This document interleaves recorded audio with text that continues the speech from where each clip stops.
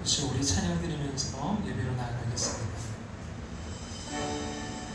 나 표현 못해도 나 표현하리라. 나 고백 못해도 나 고백하리라. 다 알 수 없어도 나 알아가리라. 다 닮지 못해도 나 닮아가리라. 다 표현 못해도 나 표현하리라. 다 고백 못해도 나 고백하리라. 다 알 수 없어도 나 알아가리라. 다 닮지 못해도 나 닮아가리라. 그 사랑 얼마나 아름다운지, 그 사랑 얼마나 날 부욕해 하는지, 그 사랑 얼마나 크고 놀라운지를, 그 사랑 얼마나 나를 감격하게 하는지.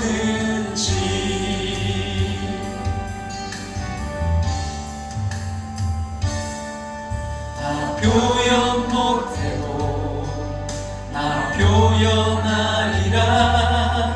나 고백 못해도 나 고백하리라. 다 알 수 없어도 나 알아가리라. 다 닮지 못해도 나 닮아가리라. 그 사랑 얼마나 아름다운지, 그 사랑 얼마나 날 부유케 하는지, 그 사랑 얼마나 크고 놀라운지를, 그 사랑 얼마나 나를 감격하게 하는지.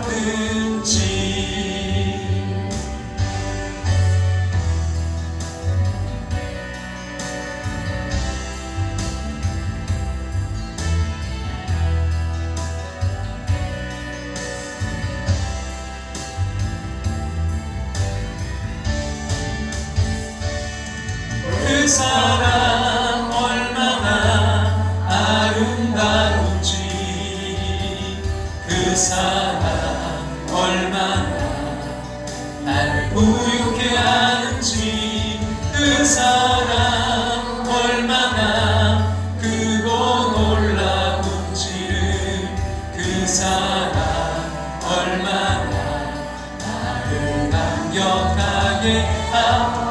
그 사랑 얼마나 아름다운지, 그 사랑 얼마나 날 부유케 하는지, 그 사랑 얼마나 크고 놀라운지를, 그 사랑 얼마나 나를 감격하게 하는지.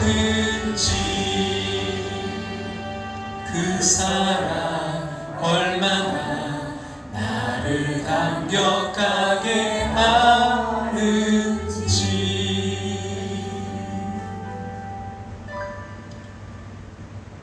아주 조용한 기도 드리시고 이 시간 예배로 나아가겠습니다.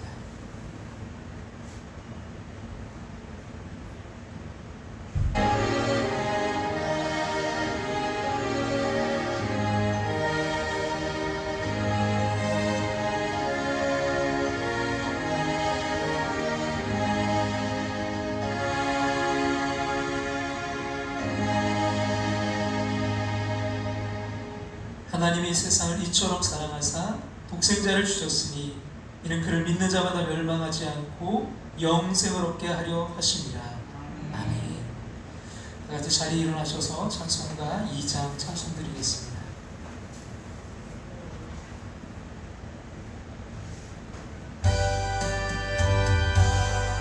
찬양 성부 성자 성령 성삼위일체께 영원 무궁하기까지 영광을 돌리세 영광을 돌리세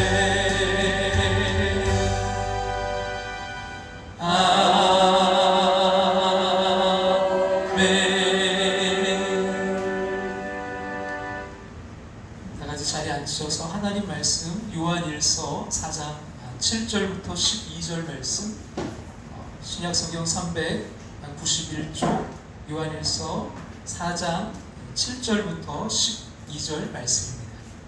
우리 찾으셨으면 요한일서 4장 7절부터 12절 말씀 다 같이 함께 봉독해서 읽도록 하겠습니다. 사랑하는 자들아, 우리가 서로 사랑하자. 사랑은 하나님께 속한 것이니 사랑하는 자마다 하나님으로부터 나서 하나님을 알고 사랑하지 아니하는 자는 하나님을 알지 못하나니 이는 하나님은 사랑이시니라. 하나님의 사랑이 우리에게 이렇게 나타난 바 되었으니 하나님이 자기의 독생자를 세상에 보내심은 그로 말미암아 우리를 살리려 하심이라. 사랑은 여기 있으니 우리가 하나님을 사랑한 것이 아니요 하나님이 우리를 사랑하사 우리 죄를 속하기 위하여 화목제물로 그 아들을 보내셨습니다. 사랑하는 자들아, 하나님이 이같이 우리를 사랑하셨은즉 우리도 서로 사랑하는 것이 마땅하도다.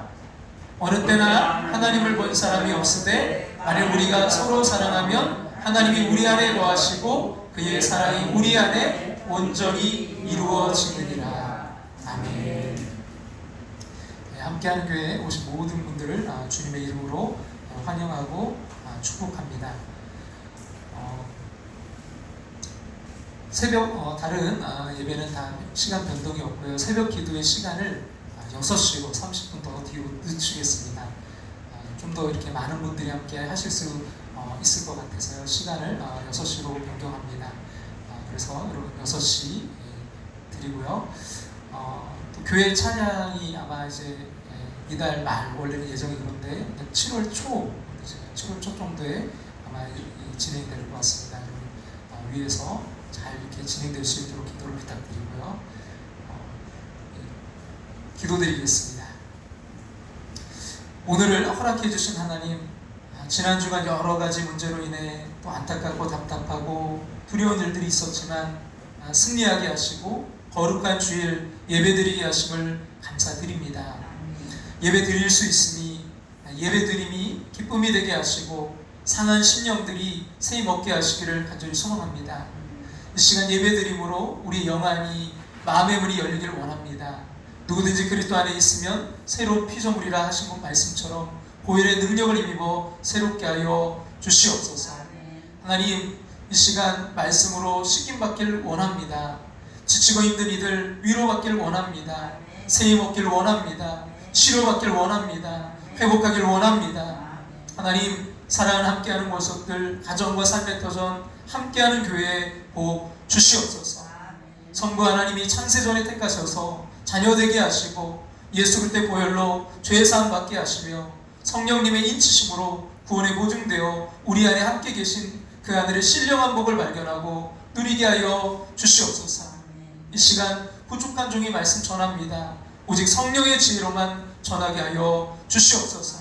능력의 손으로 붙들어 주시고 함께 하여 주시옵소서. 그리하여 악한 마귀 어둠의 영 조금 더 틈타지 않게 하실 줄로 믿고 예수님의 이름으로 기도합나이다. 아멘.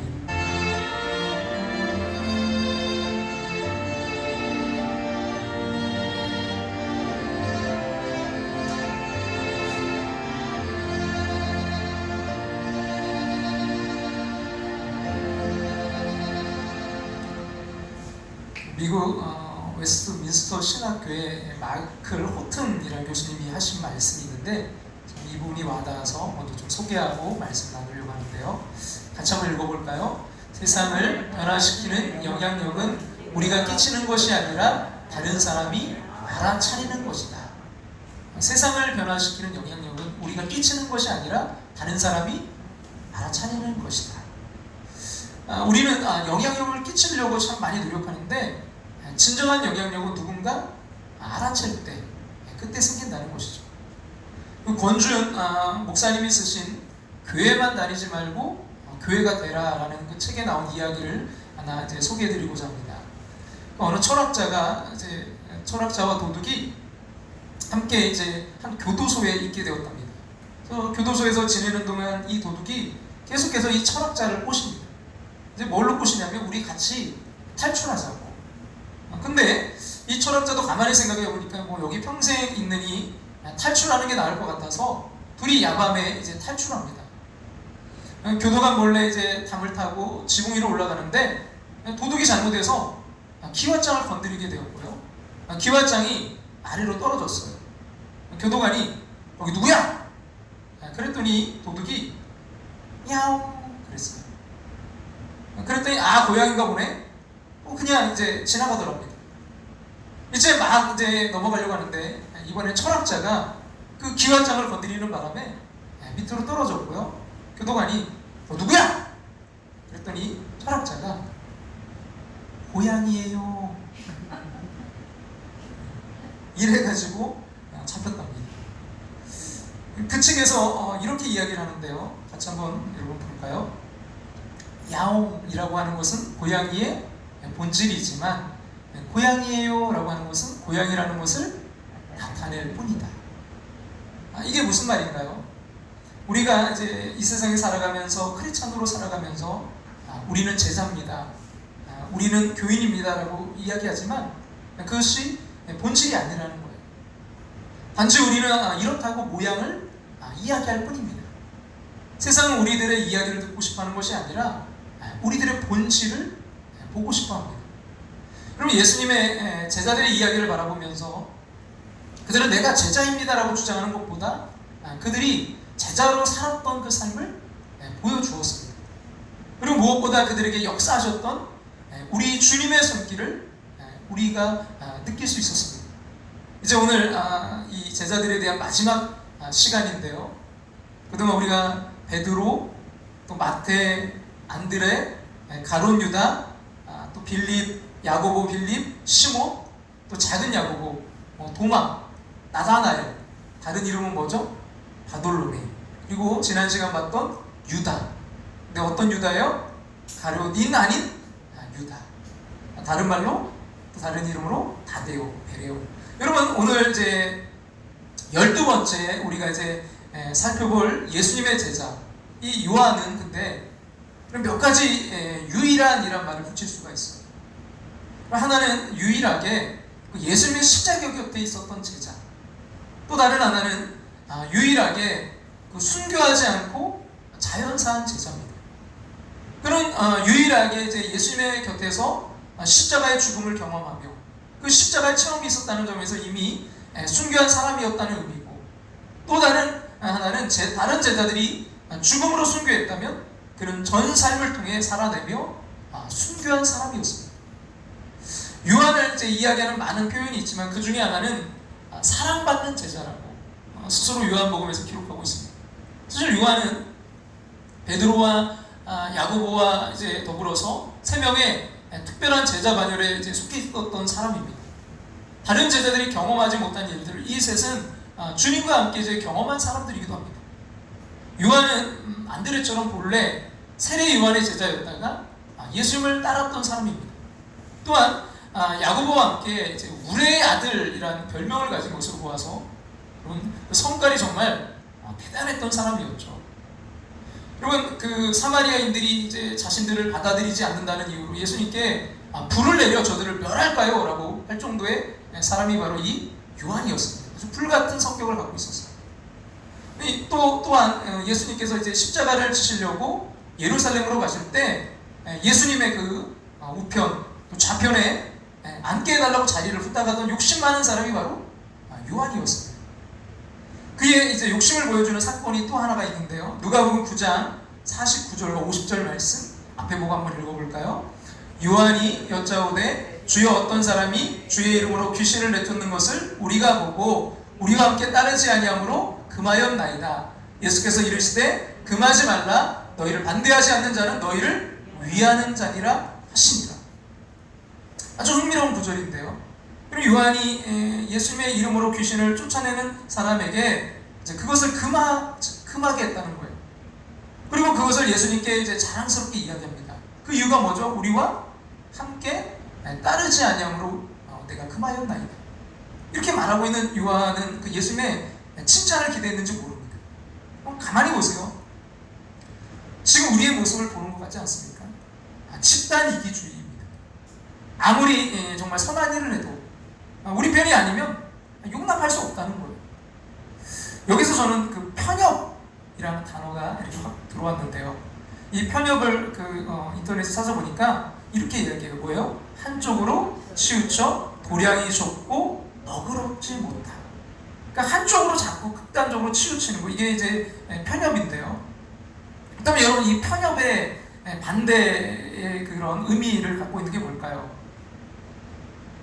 저는 균형을 생각했어요. 균형. 이 편협은 한쪽으로 치우치니까 그거에 치우치지 않는 것이 균형이죠.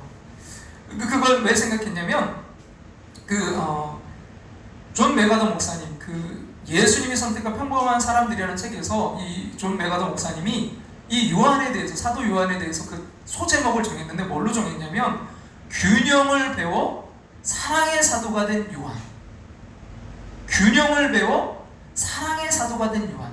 그러니까 이 요한이 사실은 편협했는데 뭘 배웠어요? 균형을 배워서 그가 사랑의 사도가 됐다는 건데, 그래서 이 균형에 대해서 이 존 메가더 목사님 이야기를 해요. 그래서 그걸 다 이야기할 수는 없고 이제 세 가지 큰 타이틀이 뭐냐면, 첫 번째는 진리와 사랑이에요. 그가 이제 예수님, 세례 요한의 제자였던 예수님을 따르게 됐죠. 그는 진리를 굉장히 소중히 여기고 진리에 굉장히 매달렸던 사람이 요한이에요. 여러분, 근데 사랑이 없이 진리만 추구하면 그 사람이 어떨까요? 그런 사람은요, 질려요. 질려요. 여러분, 근데 그가 사랑의 사람으로 변화되잖아요. 그 진리와 사랑이 균형을 맞췄을 때 그가 변화가 되고요. 또 하나는 뭐냐면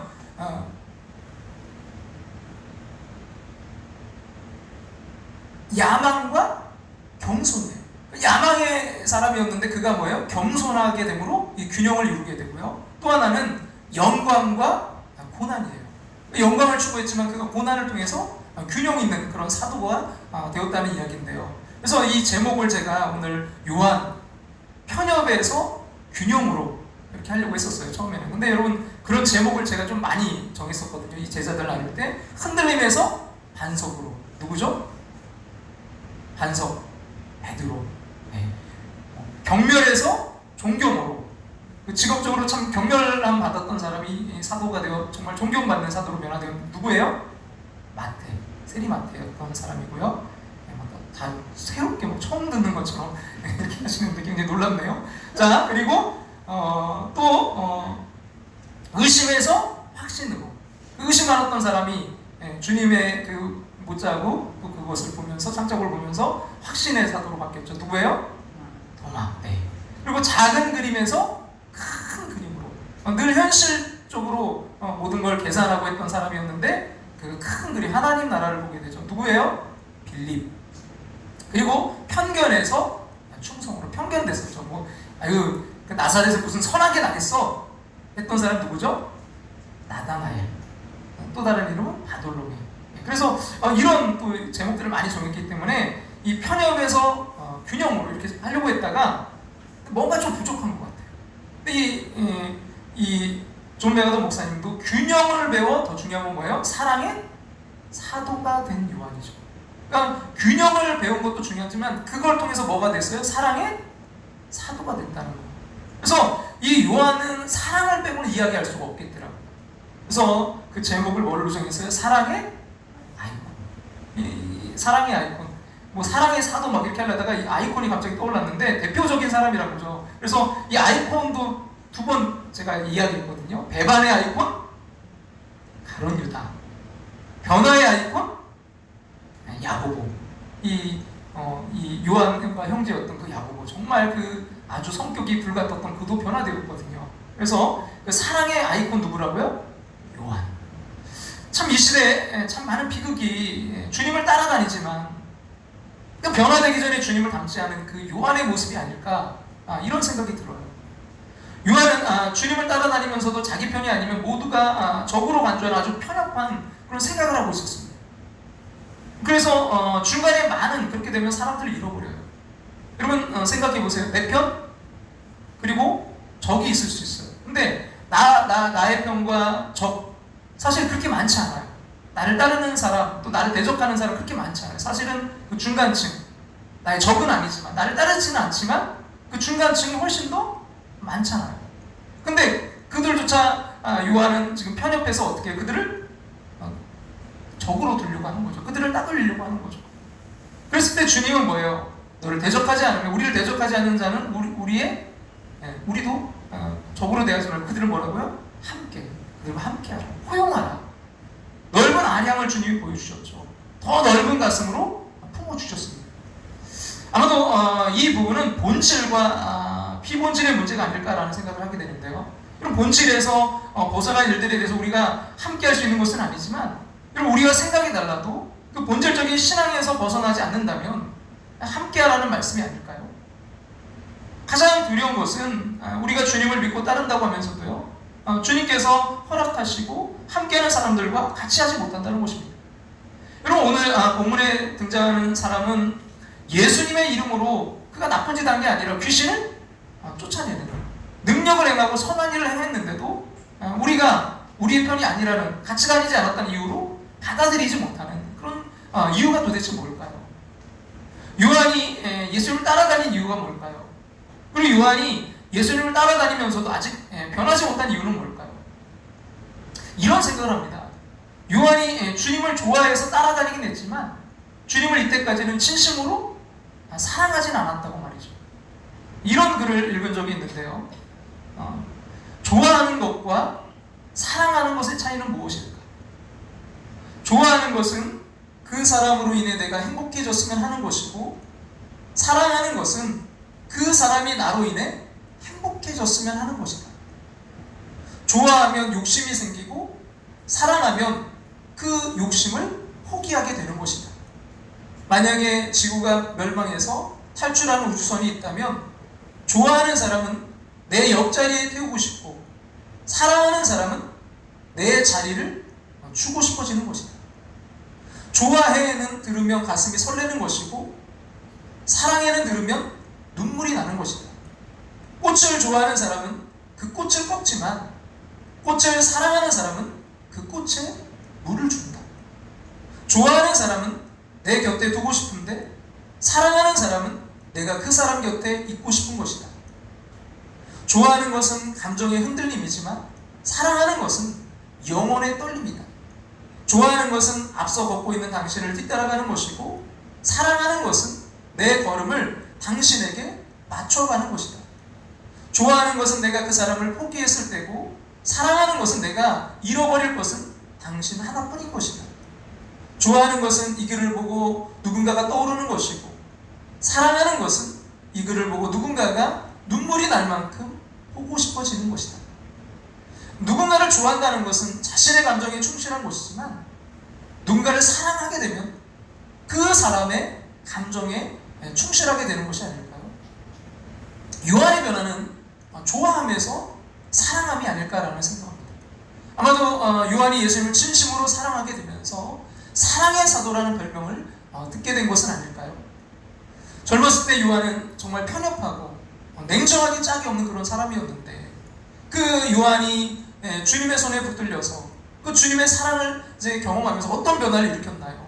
바로 사랑의 사도라는 그런 별명이 있을 정도로, 이런 완전히 대변화가 일어난 거 아닙니까? 이런 요한복음을 이 사도 요한이 기록했는데요. 여러분, 이 사도 요한이 기록한 요한복음에 대해서 이렇게 소개하는 이런 글을 읽을 적이 있는데, 같이 한번 읽어보겠습니다. 성경을 읽을 때 신학적인 논리를 찾고 싶으면 바울 서신을 읽어야 되고, 그럼 한번 잘 보세요. 성경을 읽을 때 신학적인 논리를 찾고 싶으면 뭐를 읽으라고요? 바울 서신을 읽어야 되고, 기독교 윤리에 대해서 알고 싶으면 야고보서를 읽어야 되고, 기독교의 핵심적인 사랑에 대해서 알고 싶으면 요한복음을 읽어요. 기독교의 핵심적인 사랑에 대해서 알고 싶으면 요한복음을 읽어라. 이거 너무 영광스러운 이야기 아닙니까? 그리고 요한이 기록한 또 다른 서신인 그 요한일서는요, 이거는 뭐 다 말로 표현할 수가 없어요. 여러분, 사랑장 하면 우리가 고린도전서 13장을 우리가 이야기하는데요, 사실은 그에 못지않은 더 깊은 그 사랑에 대해 이야기하는 게 바로 우리가 오늘 보고 있는 이 요한일서 4장. 여기서 사랑을 다루고 있는데요, 요한일서 오늘 보면 4장 7절과 8절 앞에 보시 한번 읽겠습니다. 사랑하는 자들아, 우리가 서로 사랑하자. 사랑은 하나님께 속한 것이니 사랑하는 자마다 하나님으로부터 나서 하나님을 알고, 사랑하지 아니하는 자는 하나님을 알지 못하는 이는 하나님은 사랑이시다. 하나님은 뭐라고요? 사랑이시다. 그러면서 11절도 이렇게 말하는데요, 같이 한번 읽어보겠습니다. 사랑하는 자들아, 하나님이 이같이 우리를 사랑하셨은즉 우리도 서로 사랑하는 것이 마땅하도다. 그렇게 편협하고 아주 냉정한 사람이었던 요한이었는데, 그가 주님의 손에 붙들리니까 이런 사랑을 전하는 사도가 된 거예요. 중고등학교 때 저를 본 사람들과, 또 대학 다닐 때 교육전도사 시절 저를 본 사람과, 목회자인 지금의 저를 본 사람의 평하는 평가가 다 다르기를 바랍니다. 다 달라야 되는 거 아닙니까? 중고등학교 때 얼마나 정말 철딱선이었고, 저게 나중에 커서 저게 뭐가 되려고 저래, 그랬던 학생이었어요. 뭐 대학 때도 그래요. 철딱선이 없기를 약에 쓸 애도 없던 인간이 갈수록 주님의 손에 붙들린 그 사람처럼 점점 더 그 사람이 가지는 그 향기가 더 진해지고, 그게 오늘 여러분 우리가 살펴본 이 요한의 모습 아닙니까? 저는 여기 연세가 조금 더 들어가시는 어르신들을 뵈면서 그분들에게서 그렇게 향기가 느껴질 때마다 얼마나 감사한지 몰라요. 그런가 하면 요한의 그 변화된 모습이 또 하나 있는데요, 여러분, 우리를 주의 우편과 좌편에 앉게 해주세요, 뭐 이런 이기적인 기도라던 하면서 그저 높은 자리를 탐하던 그 요한이었는데요, 나중에 얼마나 성숙해졌는지 요한복음에 놀라운 게 하나 있잖아요. 자기를 드러내지 않아요. 자기가 기록한 그 요한복음인데요, 자, 요한복음 13장 23절 말씀 같이 한번 읽어볼까요? 예수의 제자 중 하나 곧 그가 사랑하시는 자가 예수의 품에 의지하여 누웠는지라. 그럼 여기에 이 예수의 제자 중 하나, 이게 지금 요한 자신을 가리키고 있는 거예요. 요한복음 20장 2절도 같이 한번 볼까요? 시몬 베드로와 예수께서 사랑하시던 그 다른 제자에게 달려가서 말하되. 여러분, 이건 이제 부활의 그 주님을 막달라 마리아가 보고 베드로와 또 누구한테요? 예수께서 사랑하시던 그 다른 제자, 이게 누구예요? 요한 자신을 가리키고 있는 거예요.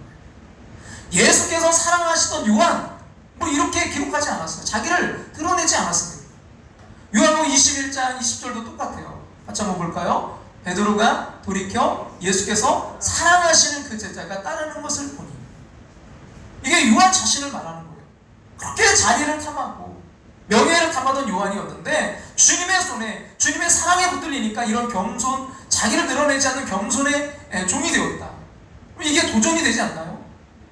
이렇게 놀랍게 변화시킨 예수님을 뵈면서 누가 이렇게 한 사람의 인격을 바꿀 수 있는가? 그분이 바로 예수 그리스도이시다. 다른 제자들도 그랬겠지만 요한에게서 일어난 변화는 주님과의 깊은 교제에서 일어난 일입니다. 우리가 이제 누군가의 영향을 받고 인격적인 변화가 일어난다는 것은 교제의 시간과 깊이와 연관된 것이 아닐까요? 그런 면에서 제자들의 이야기는 우리에게 도전을 줍니다. 신앙이란 얼마나 오랜 시간 교회를 다녔느냐가 아니라 얼마나 깊이 주님과 사귐을 가졌느냐는 것이죠. 우리가 이제 흔히 하는 말 중에 사랑의 교호라는 말이 있습니다. 사랑 때문에 해야 되는 일, 사랑을 생각하면 절대로 포기할 수 없는 일이 있어요. 그럼 요한복음 19장 26절과 27절을 보시면 같이 한번 읽어볼까요? 예수께서 자기 어머니와 사랑하시는 제자가 곁에 서 있는 것을 보시고 자기 어머니께 말씀하시되 여자여 보소서 아들이니다 하시고, 또 그 제자에게 이르시되 보라 내 어머니라 하시는데, 그때부터 그 제자가 자기 집에 모십니다. 그러니까 여러분 지금 이 장면은 예수님이 십자가 지실 때 거기 누가 있었다고요? 제자들 가운데 유일하게 요한이 있었어요. 그리고 거기에 누가 있어요? 예수님의 어머니 마리아가 있었어요. 그래서 예수님이 십자가에서 먼저 마리아를 보면서 이야기하는 거죠. 어머니 웃어서 또 요한을 가리키면서 아들이니이다. 또 그 요한을 보면서 너의 어머니이다. 여러분 여기에서 느껴지는 게 뭐냐면 믿음은 피보다 진하다. 믿음은 피보다 진하다. 사실은 예수님의 그 피부 형제가 있었는데 누구에게 지금 어머니를 맡겨요? 부탁해요? 제자 요한에게 부탁하는 거예요.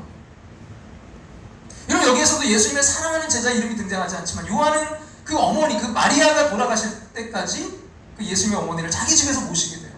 그래서 팔레스타인을 떠나서 그 소아시아, 터키, 그 에베소에서 이제 교회를 섬기면서 목회를 할 때도요, 예수님의 어머니 마리아를 모시고 함께 갑니다. 그래서 그곳에 가면 요한의 무덤도 있고 마리아의 집도 있어요. 근데 여러분 한번 생각해 보세요. 예수님의 어머니를 모시고 계속해서 사역을 한다. 이게 쉽지 않았을 거예요. 다른 제자들은 막 그 인도까지 가고, 정말 스페인까지 가고, 정말 열심히 그렇게 사역하는데 이 요한도 아마 그런 욕심이 있었겠죠. 근데 어떻게 보면 그 어머니를 이제 모시고 다녀야 되기 때문에 많은 사역에 좀 제한도 있었을 것이고, 또 그 마리아를 모시고 무의미한 그런 시간을 보내는 것 같았지만 어느 순간에 그는 사랑의 사도가 되어 있었습니다. 여러분 요한이 예수님 어머니 마리아를 끝까지 모신 이유가 뭘까요? 물론 그 마리아를 사랑했기 때문도 있지만 더 큰 이유는 예수님에 대한 그 사랑 때문 아니었을까요?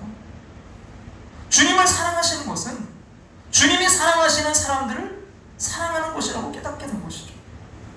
자신의 마음이 아니라 주님의 마음으로 사랑하는 사람이 되었던 것이죠. 여러분 요한이 유일하게 성경에서 하나님은 사랑이시라고 정의했던 사람인데요. 그는 이제 요한복음과 그 마지막 성경, 그 신약 성경, 전체 성경의 마지막 성경인 요한계시록, 그리고 서신서인 요한 1서, 2서, 3서 이 5권을 기록한 사람이 바로 요한이에요. 여러분 신약 성경 가운데 가장 많이 쓴 사람이 사도 바울이고요. 두 번째 많이 쓴 사람이 누구예요? 요한이거든요. 근데 그의 글에는 수없이 바로 어떤 말이 등장하냐면 이 사랑이란 말이 등장해요. 여러분 오늘 우리가 본문인 요한 1서 4장 10절 같이 한번 볼까요? 다 같이 한번 읽겠습니다. 사랑은 여기 있으니 우리가 하나님을 사랑한 것이 아니요 하나님이 우리를 사랑하사.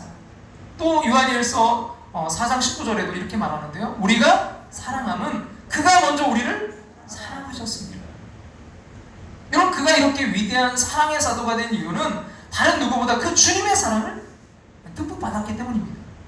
사실 사랑을 받은 사람이 사랑을 줄 수 있습니다. 근데 중요한 것은 누군가 자신을 사랑해줘도 그 사랑을 깨닫지 못하거나 받아들이지 않는다는 것이죠. 그럼 사랑은 받아들이는 사람에게 비로소 소유가 됩니다. 그래서 요한이 끊임없이 하는 이야기가 하나님께서 우리를 먼저 사랑하신 것을 알라는 거예요. 하나님이 우리를 사랑하셨기 때문에 우리도 사랑하는 사람이 되었다는 것이죠.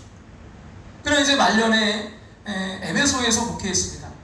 그러다가 이제 반모섬에 유배를 가게 되고 이제 거기서 하늘이 열리는 환상을 보고 그 요한계시록을 쓰고 난 다음에 다시 목회합니다. 그때는 이미 스스로 이제 거동조차 할 수 없었던 그런 나이, 그런 상태였어요. 여러분 요한이 그가 순교는 하지 않았지만 그가 여러 가지 참 많은 고난을 당했거든요. 심지어는 뭐냐면 펄펄 끓는 그 기름을 끓는 그 가마에 그가 던져지기도 했었고요. 그래서 정말 이 요한이 이제 말년에 거동조차 할 수 없는 그런 나이, 그런 상태가 되었어요. 그래서 에베소로 돌아왔을 때 그때가 이제 AD 98년이었고요. 이제 AD 100년경에 거의 이제 90세의 나이로 세상을 떠나게 됩니다. 그가 이제 거동조차 할 수 없던 때 그 제자들이 요한을 이제 들것에서 강단의 의자에 앉혀 놓았답니다. 그러면 그곳에서 이제 이 요한이 아주 작은 목소리로 사랑하는 성도요, 서로 사랑하십시오. 이 말만 되풀이했다고 해요. 근데 이 말 한마디에 교회는요, 눈물바다가 되었다고 합니다. 교회 사회는 또 이런 이야기가 전해져요. 역시 이제 말년에 그가 이제 에베소의 들것에 실려서 교회에서 이제 말씀을 전할 때 사랑하는 형제들이요, 우리 서로 사랑합시다. 다시 말하노니 서로 사랑합시다. 그랬더니 한 번은 성도 중에 하나가 요한 사도요, 사랑 참 좋은데 다른 말씀 없습니까? 라고 물었대요.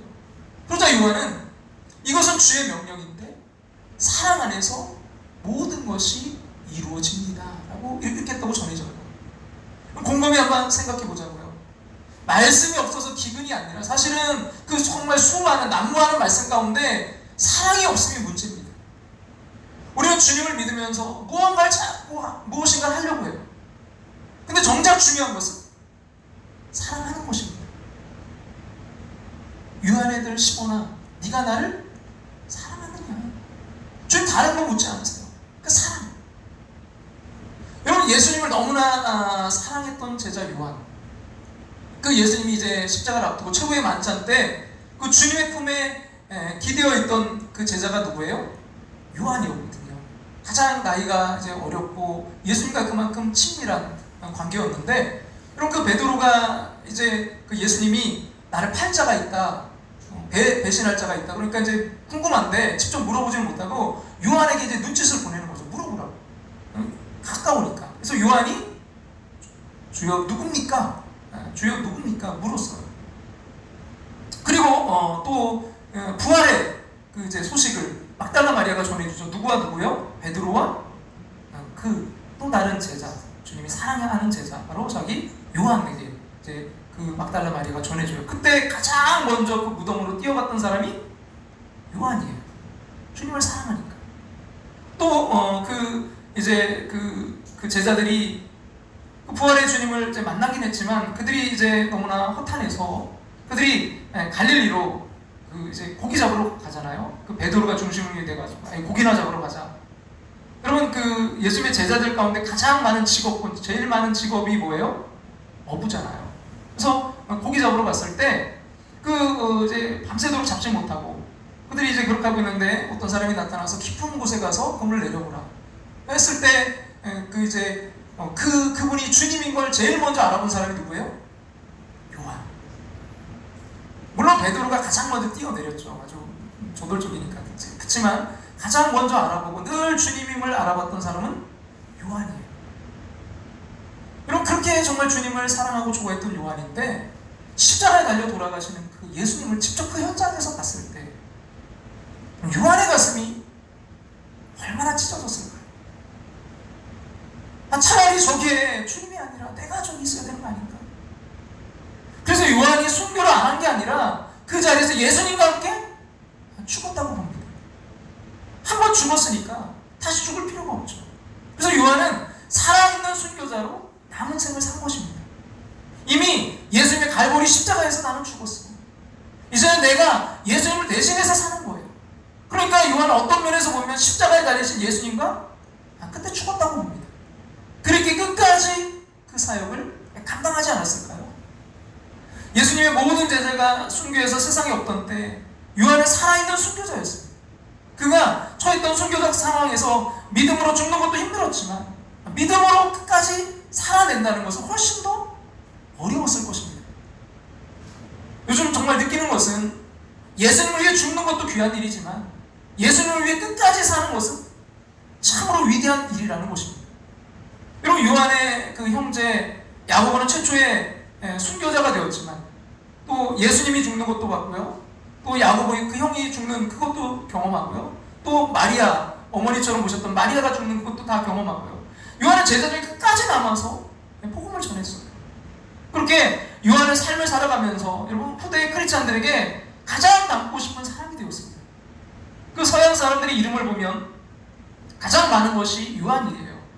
여러분, 요한의 뜻은 하나님의 은혜로우시다 라는 뜻인데요. 요한이 그 은혜, 그 사랑을 받았죠.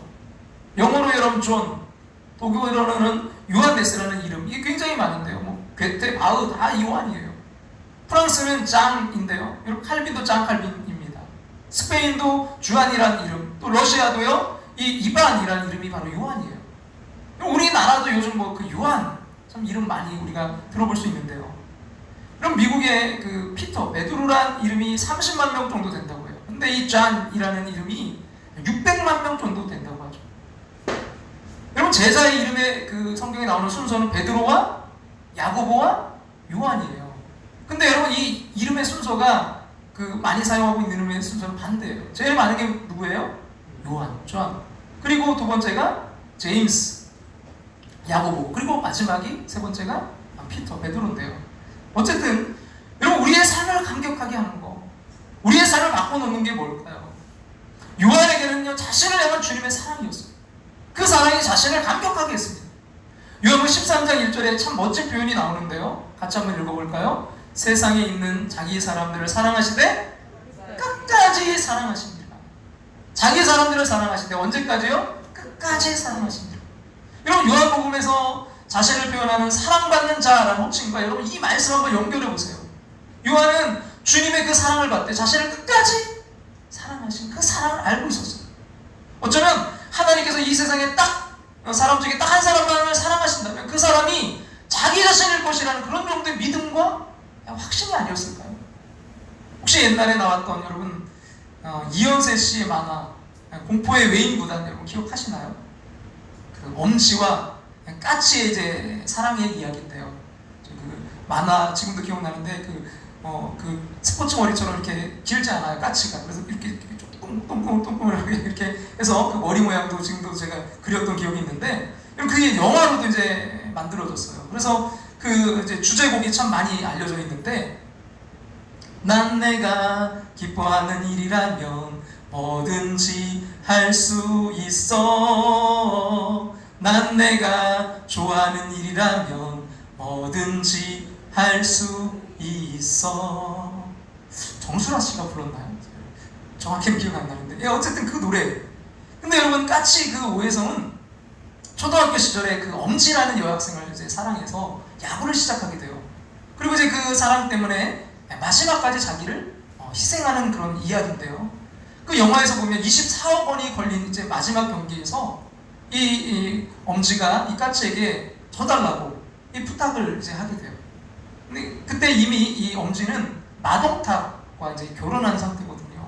그래서 이제 그 까치는 일부러 그 엄지의 남편인 마동탁이 던진 그 공 이제 얼굴을 향해 던졌거든요. 근데 그 피하지 않고 맞아가지고 그리고 눈이 실명되고 그 충격으로 엄지는 이제 정신질환을 앓게 되죠. 그리고 이제 결국 그 이제 그렇게 시각장애인이 된 오해성이 이제 엄지를 찾아가 다시 사랑을 시작합니다. 어쩌면 이 영화의 주제가 너무나 잘 맞는 내용이죠. 난 내가 좋아하는 일이라면 뭐든지 할 수 있어. 사랑하면 뭐든지 하게 돼요. 어떻게 하니 왜? 요한 끝까지 그렇게 살 수 있었을까요? 주님의 사랑을 입고 나니까 사랑하는 주님을 위해 뭐든지 할 수 있었던 삶이 아니고서 그 요한의 삶을 어떻게 설명할 수 있을까요? 요한의 90평생의 삶을 어떻게 설명할 수 있을까요? 어쩌면 순교보다 더 힘든 그런 삶을 살아가면서 그가 살아낼 수 있었던 것은 그 사랑을 붙들고 있었기 때문 아닐까요? 요한이 깨달은 거죠. 사랑 안에서 모든 것을 할 수 있다는 것은 말이죠. 그리고 사랑하는 주님을 사모하며 그 주님을 만날 약속을 의지했기 때문에 끝이 보이지 않는 그 인생길에서 자신을 포기한 것이 아니라 끝까지 견뎌냈던 삶 말입니다. 요한을 변화시키고 감격하게 한 것은 바로 그 주님의 마음, 하나님의 사랑이었습니다. 주님께서 하신 말씀, 내가 너를 사랑한 것 같이, 내가 너를 사랑한 것 같이 너희도 서로 사랑하라는 그 말이 참으로 감격스럽게 들렸기 때문입니다.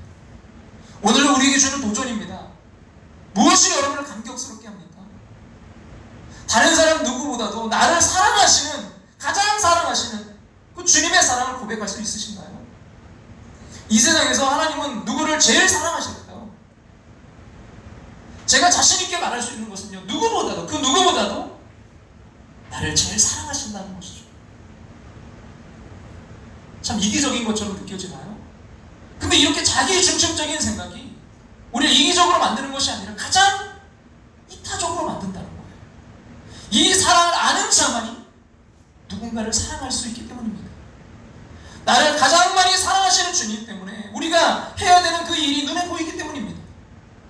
여러분, 교회에 대해서 그런 이야기들을 하는데요, 베드로가 교회의 기초를 세운 사도라면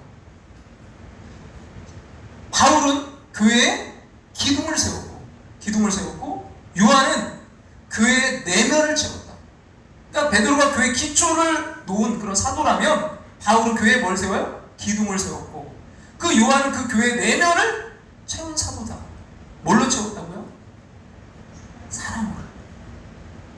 그 사랑을 80번 이상 5번의 책에서 강조했는데요. 여러분, 요한 1서, 2서, 3서 그 서신서는요 7장밖에 안 돼요. 요한 1서는 5장, 요한 2서는 1장, 요한 3서 1장이에요. 근데 그 7장의 그 짧은 말씀 속에요 39번 사랑을 말해요.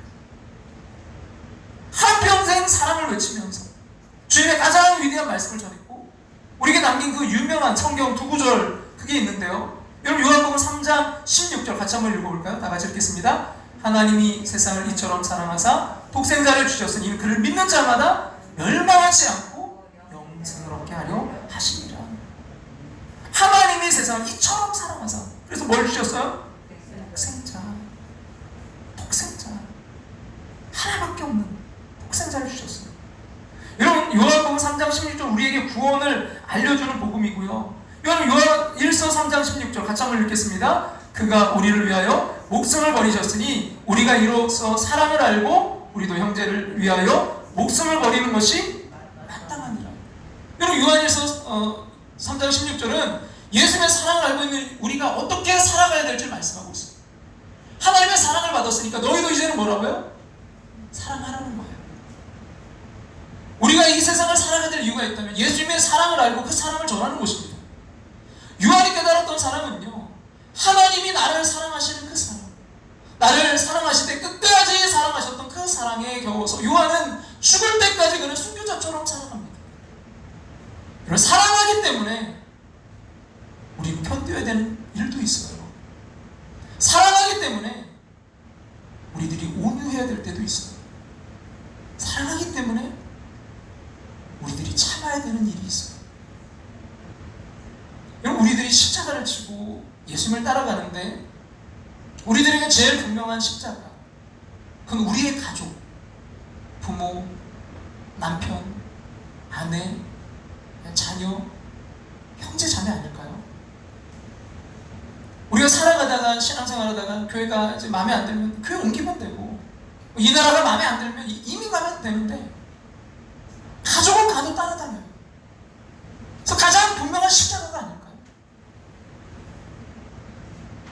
내가 너를 사랑하기 때문에 견뎠어. 내가 너를 사랑하기 때문에 참았어. 내가 너를 사랑하기 때문에 온유했어. 그리고 이게 우리의 간증이고 우리의 삶의 이야기를 원해요. 오늘 여러분에게 묻고 싶어요. 여러분, 사랑 때문에 무엇을 참고 어떻게 인내하며 어떻게 온유했고, 나를 사랑하실 때 끝까지 사랑하셨던 주님 때문에 여러분의 삶에 어떤 간증의 이야기가 있으신가요? 오늘 이 말씀 앞에서 저와 여러분이 우리의 자신을 되돌아봤으면 좋겠어요. 오늘 말씀을 준비하면서 하나의 찬송이 계속 떠올랐는데요, 예수를 나의 구주 삼고라는 찬양이에요. 예수를 나의 구주 삼고 성령과 피로써 거듭나니 이 세상에서 내 영혼이 하늘의 영광 누리도다.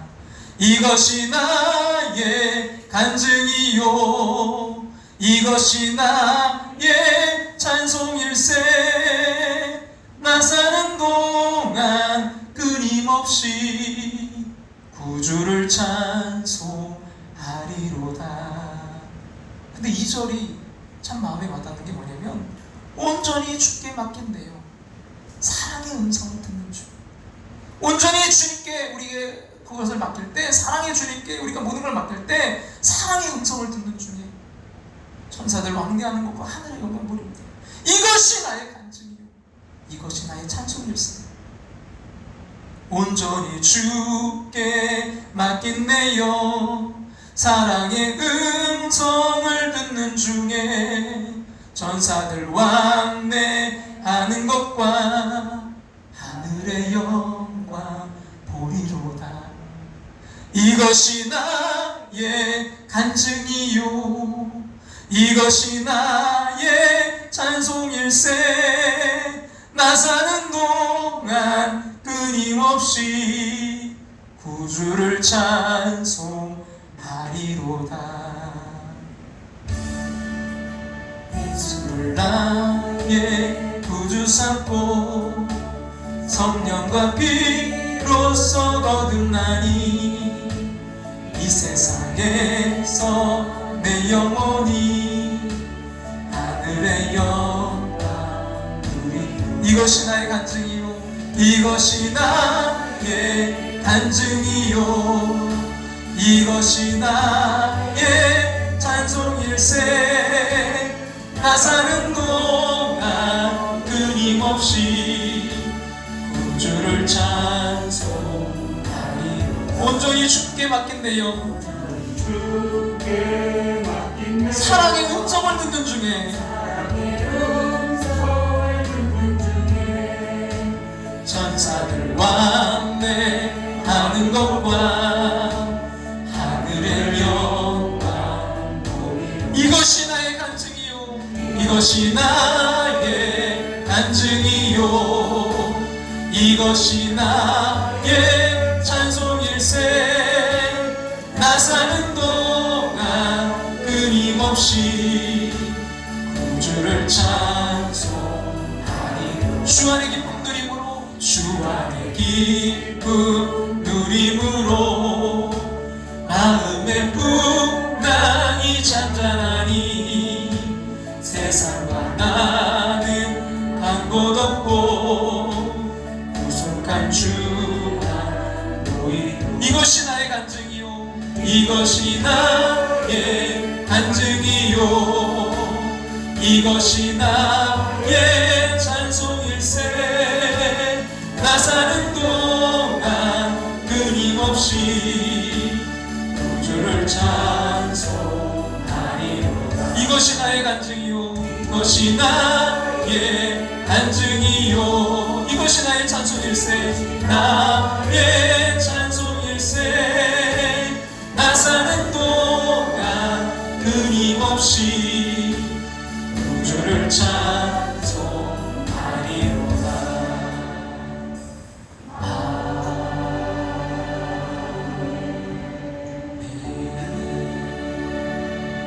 우리 안에 그 간증이 있기를 원하는데요. 그러기 위해서 먼저 그 주님의 사랑을 이 시간 극복받는 시간 되기를 원합니다. 아버지 사랑 내가 노래해 사랑 내가 노래해 아버지 은혜 내가 노래해 아버지 은혜 내가 노래해 그 사랑 변함없으신 거짓없으신 성실하신 그 사랑 상한 갈 때 걷지 않으시는 꺼져가는 등불 끄지 않으시는 등불 끄지 않는 그 사랑 변함없으신 거짓없으신 성실하신 그 사랑 그 사랑 날 위해 죽으신 날 위해 다시 사신 예수 그리스도 다시 오실 그 사랑 죽음도 생명도 천사도 하늘의 어떤 곳에도 끊을 수 없는 영원한 그 사랑 예수. 이 시간 우리 오늘 말씀 듣고 함께 기도하며 나아가길 원합니다. 여러분 먼저 우리가 정말 그 사랑 안에 거하길 원합니다. 누가 우리를 그리스도의 사랑에서 끊으리요? 환난이나 공고나 박해나 기근이나 적신이나 위험이나 칼이랴. 기록된 바 우리가 종일 주를 위하여 죽임을 당하게 되며 도살당한 양같이 여김을 받았나이다 함과 같으니라. 그러나 이 모든 일에 우리를 사랑하시는 이로 말미암아 우리가 넉넉히 이기느니라. 내가 확신하노니 사망이나 생명이나 천사들이나 권세자들이나 현재인이나 장래인이나 능력이나 높음이나 기쁨이나 다른 어떤 피조물이라도 우리를 우리 주 그리스도 예수 안에 있는 하나님의 사랑에서 끊을 수 없으리라. 주님, 이 시간 그 사랑이 아버지는 우리 함께하는 원석들의 삶에 아버지 이 시간 체험되는 시간 되기를 원합니다. 여러분, 그 사랑으로 이 시간 주님의 사랑으로 우리의 상처가, 여러분의 그 아픔이 치유되는 시간 되기를 원합니다. 그래서 이제는 그 사랑을 우리가 정말 나눌 수 있는 삶이 되기를 원합니다. 내가 너를 사랑하기 때문에 견뎠어. 내가 너를 사랑하기 때문에 참았어. 내가 너를 사랑하기 때문에 온유했어. 정말 이것이 우리의 간증이고 우리의 이야기를 원합니다. 주님, 그 사랑으로 먼저 나를 회복시켜 주시옵소서. 우리 간절한 마음으로 함께 이 시간 기도하며 나아갑니다. 아버지 하나님, 인도하시고 역사하시고 주님, 정말 그 무엇도 끊을 수 없는 그 사랑, 독생자까지 나를 사랑하시게 주신 아니 그 사랑 안에 내가 먼저 구하기를 원합니다. 그 사랑 안에 아버지 구하는 삶이 되기를 원합니다. 아버지 하나님, 그 사랑을 아버지 이 시간 보여주옵소서. 다시 한번 그 사랑을 깨닫고 체험하는 시간 되어서 주님, 그 사랑으로, 주님이 채워주신 그 사랑으로, 주님이 부어주신 그 사랑으로 우리의 가족들을, 우리의 교우들을, 우리의 이웃들을 사랑하기를 원합니다. 그래서 우리가 정말 살아내길 원합니다. 내가 너를 사랑하기 때문에 견뎠어. 내가 너를 사랑하기 때문에 참았어. 내가 너를 사랑하기 때문에 온유했어. 아니, 이게 우리의 간증이고 우리 이야기 되길 원합니다. 우리의 가족을 향해서 아버지 안에 정말 우리 고백되길 원합니다. 내가 너를 사랑하기 때문에 견뎠어. 내가 너를 사랑하기 때문에 참았어. 내가 너를 사랑하기 때문에 온유했어. 주님,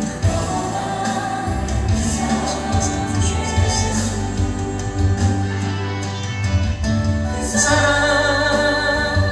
날 위해 주신, 날 위해 다시 사신 예수 그리스도, 다시 오실 그 사랑, 죽음도 생명도 천사도 하늘의 어떤 곳에도 끊을 수 없는 영원한 그 사랑 예수.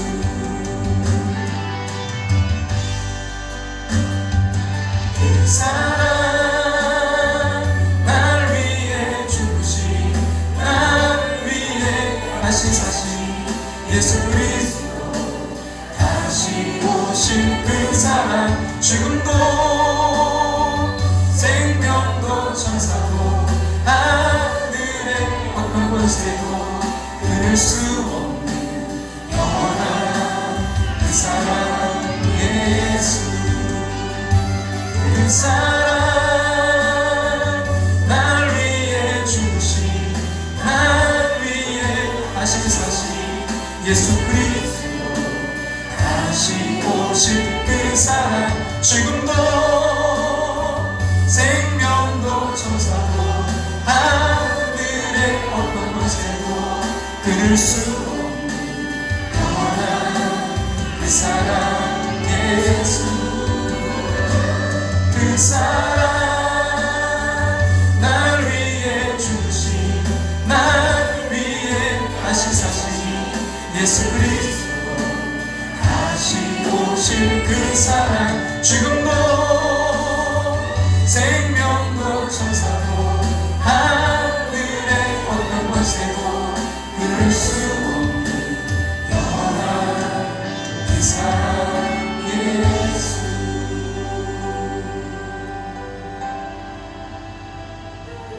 그 사랑,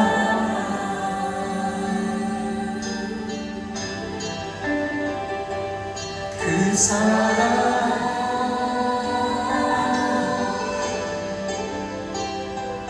그 사랑.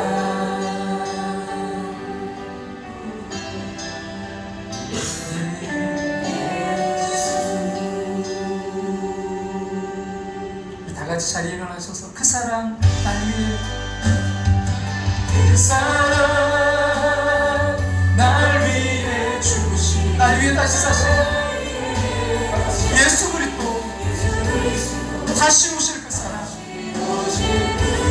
죽음도 생명도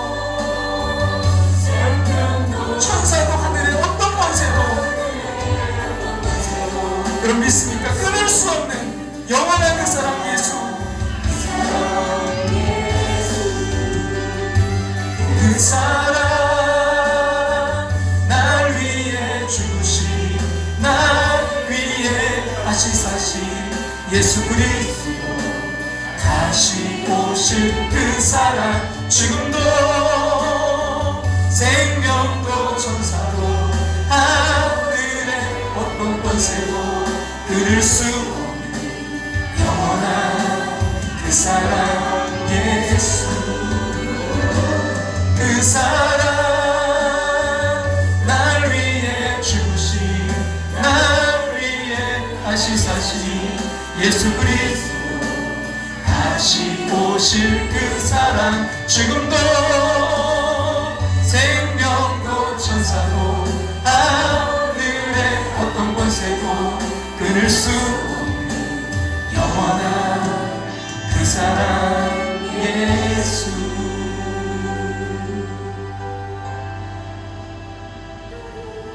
그 사랑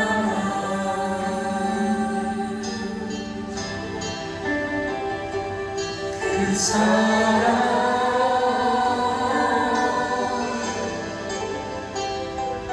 그 사랑